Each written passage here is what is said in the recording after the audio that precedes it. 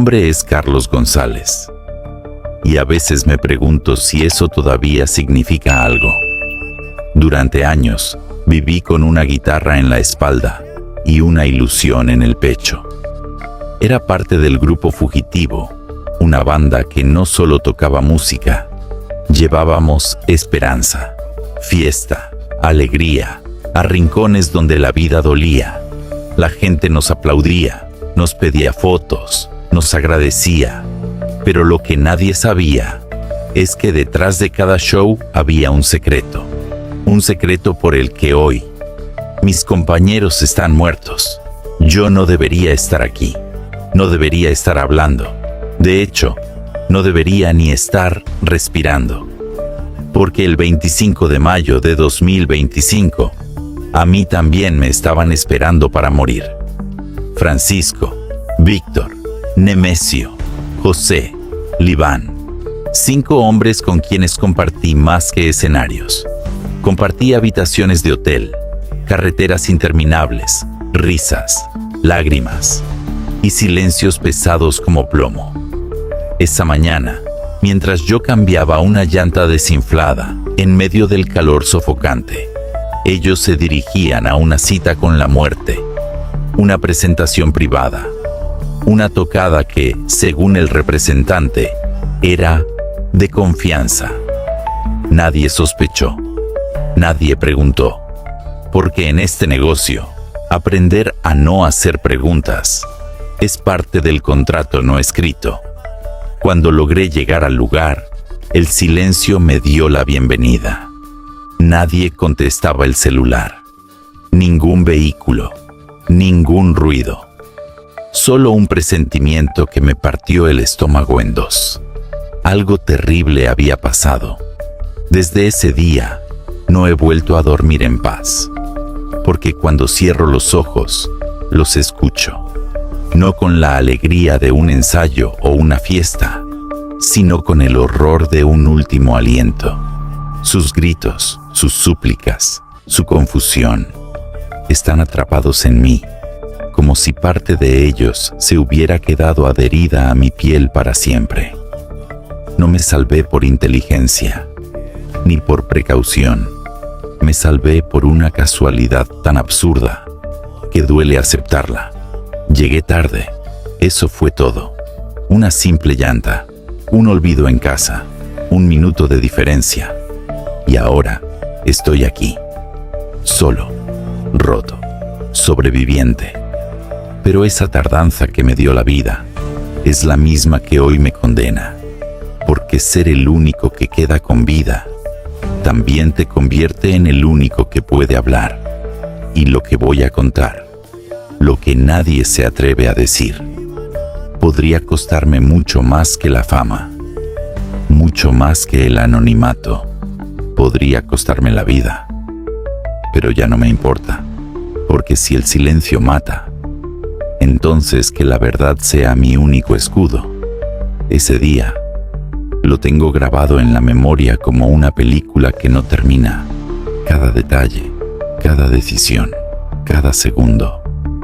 Porque si hubiera salido 5 minutos antes, yo también estaría muerto. Tenía que encontrarme con los muchachos para una presentación privada en Reynosa.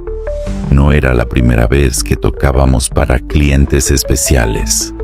El pago era en efectivo, alto, sin factura, sin preguntas. Así funcionaba, así sobrevivíamos. El plan era claro. Nos veríamos en un punto de encuentro a las 2 de la tarde, desde donde nos llevarían a la locación secreta para el evento.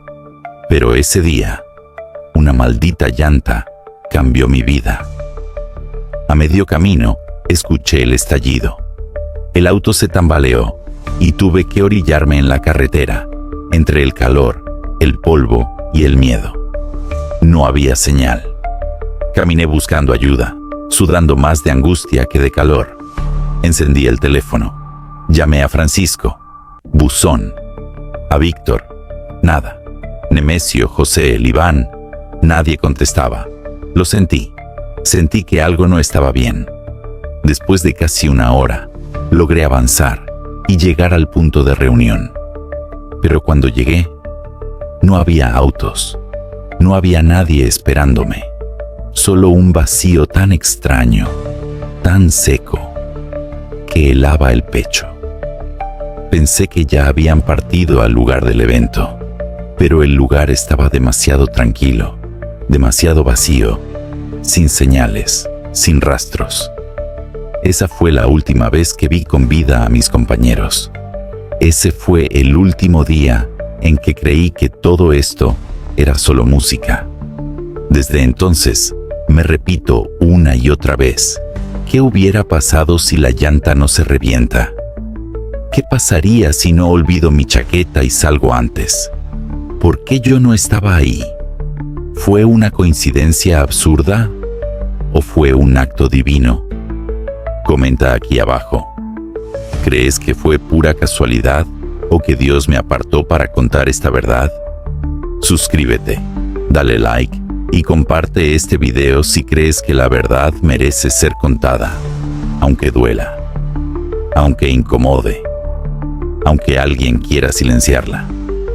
Muchos creían que el grupo fugitivo era solo eso, una banda de música norteña, cumbias y corridos para alegrar bodas, ferias, fiestas privadas. Pero no éramos solo eso. Y, aunque al principio lo ignorábamos, con el tiempo, la verdad empezó a gotear como sangre detrás del telón. No te hablo de chismes, ni de rumores de camerino. Te hablo de hechos que viví con mis propios ojos, de situaciones que no se explicaban con lógica, pero que cada vez tenían más sentido si abrías bien los ojos. Conciertos extraños, eventos en lugares donde el público no superaba las 20 personas, pero los pagos eran de cientos de miles de pesos. Pistas improvisadas en ranchos sin señal, caravanas de camionetas blindadas custodiando el evento. Y nosotros, tocando como si no viéramos lo que estaba ocurriendo. A veces, al terminar una canción, un hombre se acercaba al escenario sin decir palabra y le entregaba un sobre al dueño del grupo.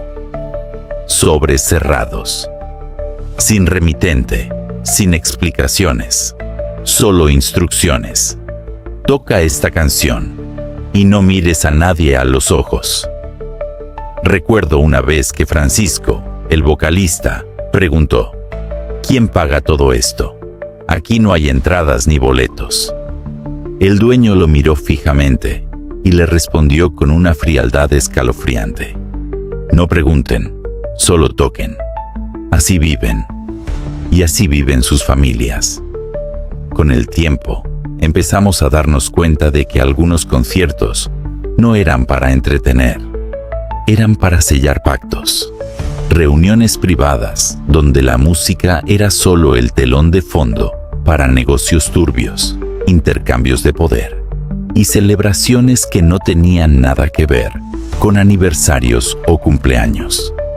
¿Sabes qué se siente tocar una canción mientras alguien a tu izquierda sostiene un riff y en la parte trasera hay un hombre esposado, arrodillado, esperando sentencia? Yo sí lo sé, y nadie debería pasar por eso, pero ya estábamos adentro, y cuando estás dentro, ya no hay salida fácil. No se trata de fama, se trata de silencio, se trata de saber tocar bien, y saber callar mejor. Y lo peor, es que creíamos que el peligro era una sombra lejana, hasta que un día, esa sombra se convirtió en fuego, y se los llevó a todos. Sí, lavábamos dinero. Y decirlo no es fácil. No porque me duela admitirlo, sino porque cada palabra que diga hoy puede acercarme un poco más al mismo destino que tuvieron mis compañeros. No me enorgullece, pero lo cuento porque alguien tiene que hacerlo. Con el tiempo entendimos que el grupo no era solo música. Era una pantalla, una fachada bien maquillada, con acordeones y aplausos de fondo, pero por dentro, corrompida hasta el alma. Nos hacían firmar facturas por viáticos que nunca vimos. Nos daban recibos por sueldos inflados, que jamás llegaron a nuestras cuentas. Nos decían que una gira había costado cientos de miles, cuando nosotros sabíamos que apenas habíamos tocado en 2 o 3 sitios, y muchas veces sin público. Detrás del telón, la historia era otra. En varias ocasiones, llegábamos a eventos donde los únicos asistentes eran hombres armados. Había camionetas con vidrios polarizados, rostros tapados, maletas que no llevaban ropa sino fajos de billetes. A veces, ni siquiera montábamos todo el equipo, solo un teclado, una guitarra, unas bocinas, y con eso bastaba para justificar todo un tour ante los ojos de quien quisiera investigar. Nos decían que lo importante no era cuántas personas nos escucharan, sino cuántos documentos respaldaran que habíamos estado ahí. Todo debía cuadrar, todo debía parecer legal, pero no lo era. Había viajes completos donde pasábamos por 5 o 6 ciudades, sin presentaciones públicas, sin entrevistas, sin medios, solo hoteles caros, rutas desviadas y entregas en silencio. Y mientras nosotros afinábamos las guitarras, ellos ajustaban cuentas. Mientras nosotros tocábamos cumbias o rancheras, ellos entregaban armas, repartían maletas, firmaban pactos con sangre. Una vez vi a un hombre arrodillado al fondo del lugar, con la cabeza cubierta y rodeado de 3 tipos armados. Mientras tocábamos, lo arrastraron fuera. Después, se escucharon 2 disparos. El aplauso no vino del público, vino del jefe que sonrió y nos pidió otra canción. ¿Sabes cómo se llama eso? Impunidad disfrazada de música.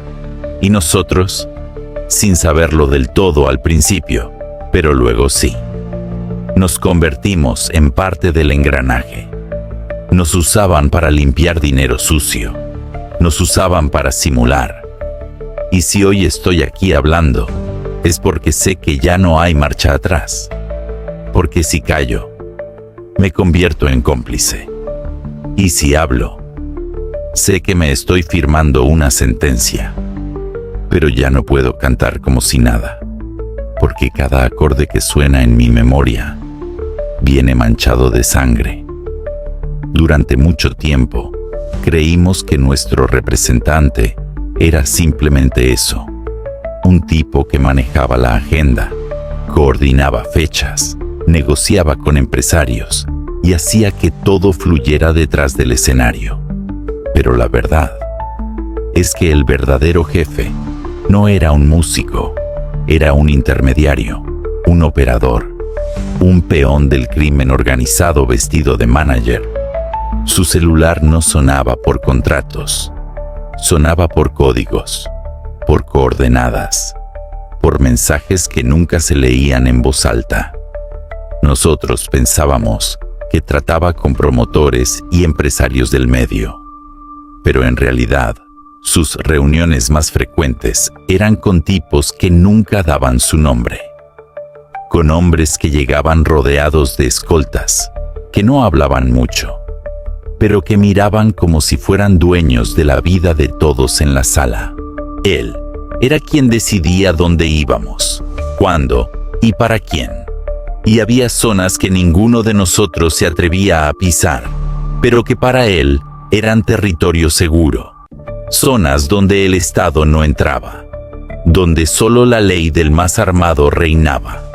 Nos decía, no se preocupen, ellos ya saben que vamos, ya está todo hablado.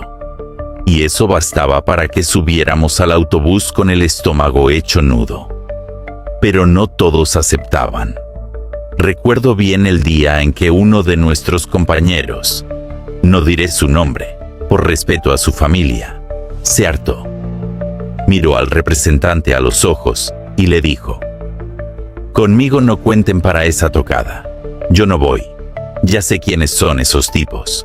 No quiero ser parte de esto. Nadie dijo nada. El ambiente se volvió denso, frío. El representante solo lo miró. No discutió, no amenazó. Le palmeó el hombro y respondió con una frase que nunca voy a olvidar. Tú sabrás lo que haces. Solo recuerda que el que se sale, ya no vuelve. 3 semanas después, su cuerpo apareció en un canal. Tenía señales de tortura y la prensa dijo que fue un ajuste de cuentas entre bandas rivales. Pero nosotros sabíamos la verdad. Él no era de ninguna banda. Solo se negó a seguir tocando para el infierno, y el infierno se lo cobró. Desde ese día, nadie volvió a decir no. Nadie volvió a cuestionar, porque en nuestro grupo, el que desafinaba no perdía un show, perdía la vida. El representante no solo organizaba giras, organizaba transacciones disfrazadas de conciertos, organizaba pactos entre criminales con la música como tapadera. Y el que se interponía se convertía en mensaje, un ejemplo. Y ahora me toca a mí decidir si callo o si termino igual. Pero si me van a callar, que sea después de que lo sepas todo. En este mundo, no necesitas que te griten para saber que estás amenazado. A veces, basta una mirada para entender que tu vida pende de un hilo. Y nosotros lo sabíamos. Las advertencias no venían con notas escritas ni llamadas explosivas. Venían con ojos que no parpadeaban, con silencios prolongados en habitaciones cerradas, con ese tipo de presencia que te hacía sudar frío aunque no dijeran una sola palabra. Cállate, o te vas con ellos. No necesitábamos escuchar más. El mensaje era claro. No hablábamos entre nosotros sobre lo que ocurría, porque sabíamos que las paredes también escuchaban, y porque sabíamos que las consecuencias no eran negociables. A veces, recibíamos mensajes cifrados en nuestros teléfonos, coordenadas, ubicaciones, citas que no figuraban en la agenda oficial, pero que debíamos cumplir sin excusas. Y si alguien no asistía, al día siguiente su madre, su esposa o su hijo recibía una visita de cortesía. Un carro desconocido frente a la casa. Un tipo parado en la esquina sin moverse por horas. Una llamada con silencio del otro lado.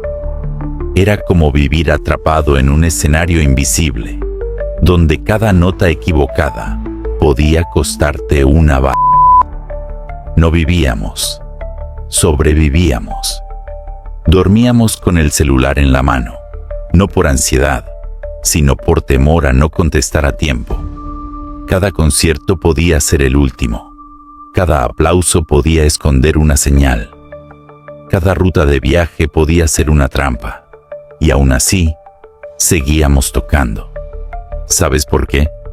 Porque el miedo no siempre te paraliza. A veces te convierte en autómata, te programa, te anestesia. Y lo más escalofriante es que llegas a acostumbrarte. Llega un punto en el que el terror se convierte en rutina, en donde el silencio se vuelve una armadura y donde la culpa se esconde debajo del sombrero y el micrófono. Porque sabíamos que lo que hacíamos no era normal, que no estaba bien, que estábamos tocando para monstruos. Pero también sabíamos que si alguien abría la boca, no solo moría él, podía morir su familia, sus amigos, cualquiera cercano. Así se construye un imperio de silencio, con miedo, con amenazas y con la certeza de que nadie vendrá a salvarte. A veces me despierto en la madrugada empapado en sudor y me hago la misma pregunta una y otra vez. ¿Por qué yo? ¿Por qué no estaba en esa camioneta? ¿Por qué fui el único que no llegó a tiempo, cuando todos los demás sí? No fue una gran decisión, no fue un presentimiento, ni siquiera fue valentía. Fue un retraso. Ese día, mi carro se averió. Una llanta se reventó sin aviso en plena carretera, en un tramo desolado donde no había ni sombra para cubrirse del sol. Estaba molesto, frustrado, sudando y maldiciendo el momento. Y por si fuera poco, me di cuenta que había olvidado la chaqueta que debía usar en la presentación. Así que antes de salir, regresé a casa a buscarla. Solo fueron unos minutos, pero esos minutos cambiaron mi destino. Todo se atrasó, llegué tarde, y gracias a eso, estoy vivo. Pero no me siento afortunado, no me siento bendecido. No siento que esto haya sido un premio o un favor divino. Lo que siento es condena. Porque mientras mis compañeros fueron masacrados, quemados, abandonados como si fueran basura, yo estaba cambiando una llanta. Yo estaba recogiendo una chaqueta. Y ahora, esa imagen me persigue, me tortura. A veces pienso que no me salvé, que fui apartado para cargar con esta cruz. Porque cuando eres el único sobreviviente, no solo sobrevives, te conviertes en la voz de los que ya no pueden hablar. Y eso no es una bendición, es una responsabilidad, una que me pesa, una que me duele, una que me aterra, pero que no puedo seguir ignorando, porque si yo no hablo, ¿quién lo hará? Si yo me callo, sus muertes se quedan en la sombra y el silencio vuelve a ganar. Por eso estoy aquí, no para buscar atención, no para hacerme la víctima, sino para ser el testigo que quedó en pie y que tiene una deuda con los que ya no pueden contar lo que realmente pasó. Desde el momento en que comenzaron a circular las primeras noticias, desde que se supo que había un sobreviviente, mi vida dejó de ser mía. Yo no dije nada públicamente, no al principio, pero bastó con que algunos se enteraran de que yo no estaba en la camioneta, para que empezaran a llegar los mensajes. Sabemos que estás hablando. Cállate o terminas igual. Los muertos también pueden cantar. ¿Quieres probarlo? Sí. Así de directo, así de frío, así de claro. No puedo ir a presentaciones. No puedo subir a un escenario sin imaginar que alguien entre el público está allí. No para aplaudir, sino para apuntar. Ni siquiera puedo volver a mi casa. Mi familia está en peligro por culpa mía. Y eso es lo que más duele. He dormido en casas ajenas, en cuartos prestados, en moteles olvidados. Cambiar de número, usar gorras, esconder mi rostro, evitar mirar a las cámaras. Se ha convertido en rutina, pero ni así me siento a salvo. Estoy escondido. Y lo peor de todo es que estoy solo. Nadie quiere meterse. Nadie quiere preguntar. Muchos amigos de la industria me han bloqueado. Otros me escriben en secreto, pero aclaran que no pueden ayudarme públicamente. Y lo entiendo, porque esto no es un juego. No se trata de amenazas vacías. Se trata de un sistema real. Se trata de una red que no perdona. Se trata de gente que mata y luego desaparece como si nada. Por eso, necesito salir de México. Lo digo con la voz quebrada. Lo digo con el miedo carcomiéndome por dentro. Pero también con la certeza de que, si no lo hago pronto, puedo convertirme en el siguiente. No estoy pidiendo asilo para huir de una deuda. Estoy rogando una oportunidad de seguir vivo, de respirar un día más sin mirar por encima del hombro, de contar esta historia hasta el final, sin que sea mi final. Y si este video llega a ti, si tienes contactos, recursos, conexiones o simplemente la voluntad de compartirlo, hazlo, porque no sé cuánto tiempo más puedas seguir corriendo. Y porque, si algo me pasa, que al menos el mundo sepa que intenté advertirlo. Hasta ahora se ha hablado de que esto fue un ataque del crimen organizado, que fue una emboscada, una masacre, un acto de violencia sin sentido. Pero lo que no se ha dicho es lo más importante, lo que se oculta en las sombras, lo que nadie ha querido investigar, porque sabíamos demasiado. En el grupo había integrantes que no solo tocaban, observaban, anotaban, memorizaban cosas que jamás debieron saber. Uno de ellos, en especial, era muy reservado, callado, preciso. Llevaba siempre una libreta negra. No era parte del staff oficial. No hablaba con todos, pero siempre estaba allí, haciendo preguntas sutiles, tomando notas. Algunos creíamos que era por cuestiones fiscales. Otros decían que quería escribir un libro sobre la banda. Pero esa libreta contenía algo más.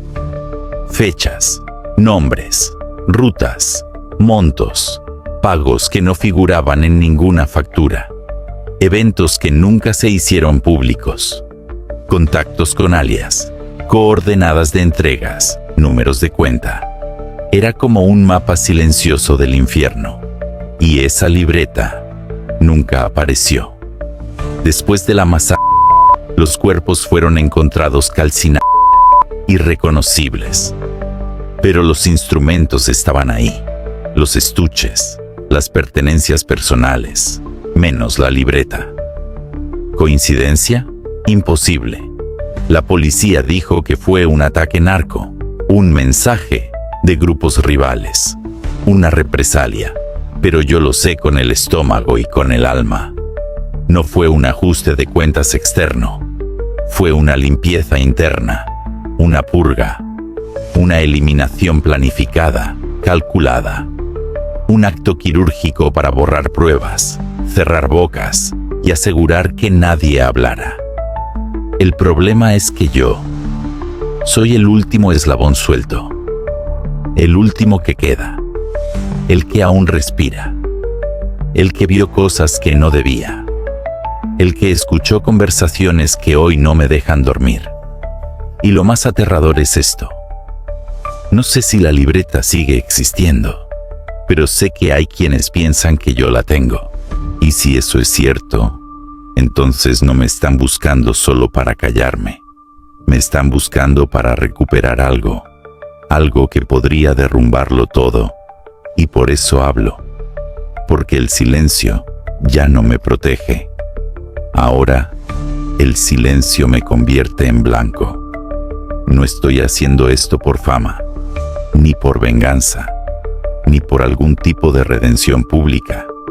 Estoy hablando porque mis compañeros fueron asesinados como animales, porque los calcinaron, los escondieron, los silenciaron, y hasta hoy, nadie. Deja ya de pagar Spotify Premium y mejor chécate esta aplicación de la que nadie nos está hablando. Absolutamente nadie está pagando por eso. No hay detenidos reales, no hay responsables tras las rejas, solo comunicados vacíos, titulares que se enfrían, y una sociedad que ya pasó la página. Pero yo no puedo. ¿Cómo seguir tocando como si nada? ¿Cómo llenar estadios o ponerme un sombrero de vaquero, cuando cada nota que sale de una guitarra me recuerda a los que ya no están? Francisco, Víctor, Nemesio, José, Libán.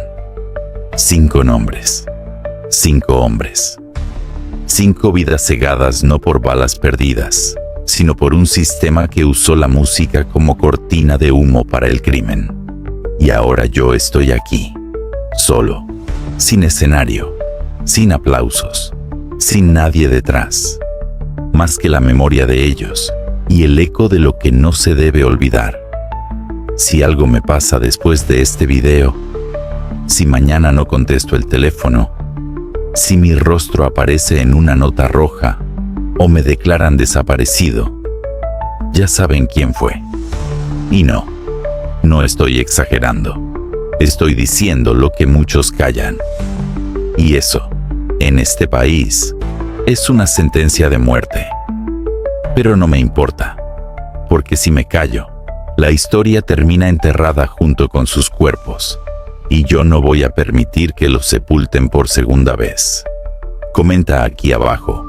¿Tú crees que esto fue una